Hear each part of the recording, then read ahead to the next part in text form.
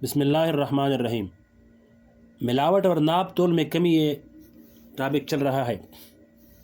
فرمایا کہ اللہ تعالیٰ کے حقوق میں کوتاہی، فرمایا کہ سب سے بڑا حق اللہ جل شانہ کا ہے۔ اس حق کی ادائیگی میں کمی کرنا بھی کم ناپنے اور کم تولنے میں داخل ہے۔ مثلا نماز اللہ جل شانہ کا حق ہے اور نماز کا طریقہ بتا دیا گیا کہ اس طرح قیام کرو، اس طرح رکوع کرو، اس طرح سجدہ کرو، اس طرح اطمینان کے ساتھ اور اس طرح اطمینان کے ساتھ سارے ارکان ادا کرو۔ اب آپ نے جلدی جلدی بغیر اطمینان کے 1 منٹ کے اندر نماز پڑھ لی، نہ سجدہ اطمینان سے کیا نہ رکوع اطمینان سے کیا، تو آپ نے اللہ کے حق میں کوتاہی کر دی۔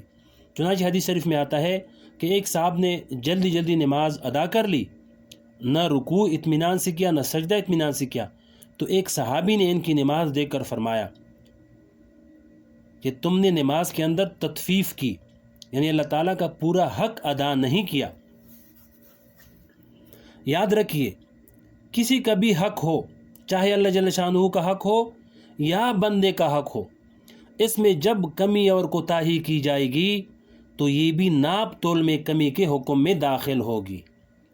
اور اس پر وہ ساری وعیدیں صادق آئیں گی جو قرآن کریم نے ناپ تول کی کمی پر بیان کی ہیں، جس کا تفصیل سے اگلے 2 ویڈیو میں تفصیل گزر گیا۔ فرمایا کہ ملاوٹ کرنا حق تلفی ہے۔ اسی طرح تطفیف کے وسیع مفہوم میں یہ بات بھی داخل ہے کہ جو چیز فروخت کی وہ خالص فروخت نہیں، بلکہ اس کے اندر ملاوٹ کر دی، یا ملاوٹ کرنا یا کم ناپنے اور کم تولنے میں اس لحاظ سے داخل ہے کہ مثلا آپ نے 1 سیر آٹا فروخت کیا، لیکن اس 1 سیر آٹے میں خالص آٹا تو آدھا سیر ہے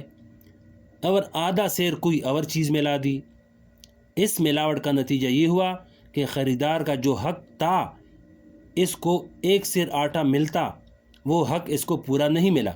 اس لیے یہ بھی حق تلفی میں داخل ہے۔ بعض لوگ یہ اشکال پیش کرتے ہیں کہ ہم خوردہ فروش ہیں، ہمارے پاس توک فروشوں کی طرف سے جیسا مال آتا ہے وہ ہم آگے فروخت کر دیتے ہیں، لہذا اس صورت میں ہم ملاوٹ نہیں کرتے، ملاوٹ تو توک فروش کرتے ہیں، لیکن ہمیں لامحالہ وہ چیز ویسی ہی آگے فروخت کرنی پڑتی ہے۔ اس اشکال کا جواب یہ ہے کہ اگر ایک شخص خود مال نہیں بناتا اور نہ ملاوٹ کرتا ہے بلکہ دوسرے سے مال لے کر آگے فروخت کرتا ہے، تو اس صورت میں خریدار کے سامنے یہ بات واضح کر دے کہ میں اس بات کا ذمہ دار نہیں کہ اس میں کتنی اصلیت ہے اور کتنی ملاوٹ ہے، البتہ میری معلومات کے مطابق اتنی اصلیت ہے اور اتنی ملاوٹ ہے۔ لیکن ہمارے بازاروں میں بعض چیزیں ایسی ہیں جو اصلی اور خالص ملتی ہی نہیں، بلکہ جہاں سے بھی لوگے وہ ملاوٹ شدہ ہی ملے گی، اور سب لوگوں کو یہ بات معلوم بھی ہے کہ یہ چیز اصلی نہیں ہے بلکہ اس میں ملاوٹ ہے۔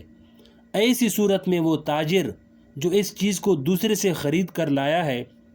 اس کے ذمے یہ ضروری نہیں کہ وہ ہر شخص کو اس چیز کے بارے میں بتائے، اس لیے کہ ہر شخص کو اس کے بارے میں معلوم ہے کہ یہ خالص نہیں ہے، لیکن اگر یہ خیال ہو کہ خریدنے والا اس چیز کی حقیقت سے بے خبر ہے تو اس صورت میں اس کو بتانا چاہیے کہ یہ چیز خالص نہیں ہے بلکہ اس میں ملاوٹ ہے۔ اسی طرح اگر بیچے جانے والے سامان میں کوئی عیب ہو، وہ عیب خریدار کو بتا دینا چاہیے، تاکہ اگر وہ شخص اس عیب کے ساتھ اس کو خریدنا چاہتا ہے تو خرید لے ورنہ چھوڑ دے۔ نبی کریم صلی اللہ علیہ وسلم نے ارشاد فرمایا، یعنی عیبدار چیز فروخت کرے، یعنی جو شخص عیبدار چیز فروخت کرے اور اس عیب کے بارے میں وہ خریدار کو نہ بتائے کہ اس کے اندر یہ خرابی ہے، تو ایسا شخص مسلسل اللہ کے غضب میں رہے گا، اور ملائکہ ایسے آدمی پر مسلسل لعنت بیچتے رہتے ہیں۔ ایک مرتبہ حضور اقدس صلی اللہ علیہ وسلم بازار تشریف لے گئے، وہاں آپ نے دیکھا کہ ایک شخص گندم بیچ رہا ہے۔ آپ اس کے قریب تشریف لے گئے اور گندم کی ڈیری میں اپنا ہاتھ ڈال کر اس کو اوپر نیچے کیا تو یہ نظر آیا کہ اوپر تو اچھا گندم ہے اور نیچے بارش اور پانی کے اندر گیلا ہو کر خراب ہو جانے والا گندم ہے۔ اب دیکھنے والا جب اوپر سے دیکھتا ہے تو اس کو یہ نظر آتا ہے کہ گندم بہت اچھا ہے، تو حضور پاک صلی اللہ علیہ وسلم نے اس شخص سے فرمایا کہ تم نے یہ خراب والا گندم اوپر کیوں نہیں رکھا، تاکہ خریدار کو معلوم ہو جائے کہ یہ گندم ایسا ہے، وہ لینا چاہے تو لے لے، نہ لینا چاہے تو چھوڑ دے۔ اس شخص نے جواب دیا کہ یا رسول اللہ، بارش کی وجہ سے کچھ گندم خراب ہو گئی تھی، اس لیے میں نے اس کو نیچے کر دیا۔ آپ نے فرمایا کہ ایسا نہ کرو بلکہ اس کو اوپر کر دو، اور پھر آپ نے ارشاد فرمایا کہ جو من غش فلیس منا، کہ جو شخص دھوکہ دے وہ ہم میں سے نہیں، یعنی جو شخص ملاوٹ کر کے دھوکہ دے کر بظاہر تو خالص چیز بیچ رہا ہے لیکن حقیقت میں اس میں کوئی دوسری چیز ملا دی گئی ہے، یا بظاہر تو پوری چیز دے رہا ہے لیکن حقیقت میں وہ اس سے کم دے رہا ہے، تو یہ غش اور دھوکہ ہے۔ اور جو شخص یہ کام کرے وہ ہم میں سے نہیں ہے، یعنی مسلمانوں میں سے نہیں ہے۔ دیکھیے ایسے شخص کے بارے میں حضور پاک علیہ السلام کتنی سخت بات فرما رہے ہیں۔ لہذا جو چیز بیچ رہے ہو اس کی حقیقت خریدار کو بتا دو کہ اس کی یہ حقیقت ہے، لیکن خریدار کو دھوکے میں اور اندھیرے میں رکھنا منافقت ہے، مسلمان اور مومن کا شیوا نہیں ہے۔ حضرت امام ابو حنیفہ رحمۃ اللہ علیہ، جن کے ہم اور آپ سب مقلد ہیں، بہت بڑے تاجر تھے، کپڑے کی تجارت کرتے تھے، لیکن بڑے سے بڑے نفع کو اس حدیث پر عمل کرتے ہوئے قربان کر دیا کرتے تھے۔ چنانچہ ایک مرتبہ ان کے پاس کپڑے کا ایک تان آیا جس میں کوئی عیب تھا، چنانچہ آپ نے اپنے ملازموں کو جو دکان پر کام کرتے تھے کہہ دیا کہ یہ تان فروخت کرتے وقت گاہک کو بتا دیا جائے کہ اس کے اندر یہ عیب ہے۔ چند روز کے بعد ایک ملازم نے وہ تان فروخت کر دیا اور عیب بتانا بھول گیا۔ جب امام صاحب نے پوچھا کہ اس عیبدار تان کو کیا ہوا، اس ملازم نے بتایا کہ حضرت میں نے اس کو فروخت کر دیا، اب اگر کوئی اور مالک ہوتا تو وہ ملازم کو شاباش دیتا کہ تم نے عیبدار تان فروخت کر دیا، مگر امام صاحب نے پوچھا کہ کیا تم نے اس کو اس کا عیب بتا دیا تھا؟ ملازم نے جواب دیا کہ میں عیب بتانا تو بھول گیا۔ آپ نے پورے شہر کے اندر اس گاہک کی تلاش شروع کر دی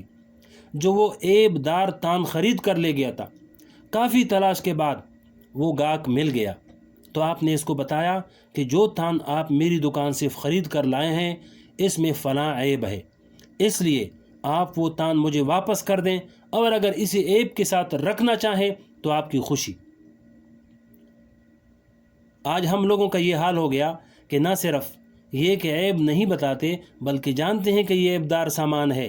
اس میں فلاں خرابی ہے، اس کے باوجود قسمیں کھا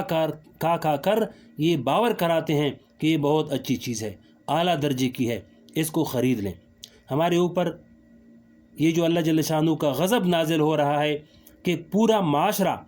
عذاب میں مبتلا ہے، ہر شخص بدامنی اور بے چینی اور پریشانی میں ہے، کسی شخص کی بھی جان مال آبرو محفوظ نہیں۔ یہ عذاب ہمارے انہی گناہوں کا نتیجہ اور وبال ہے